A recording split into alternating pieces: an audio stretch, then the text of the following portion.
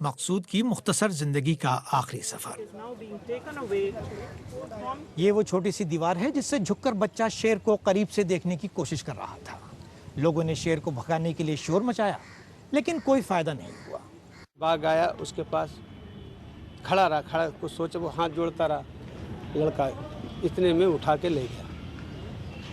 उठाने के लिए जाने के बाद उसने छोड़ा। अब इधर चारों तरफ हंगामा, बचाओ बचाओ बचाओ बचाओ। उसने छोड़ा जब मार दिया। चिड़ियाघर के मुंतजमीन का दावा है कि नौजवान जानबूझकर शेर के अहाते में कूदा था। सानहे के बाद सफेद शेर को वापस पिंजरे में बंद कर दिया गया है।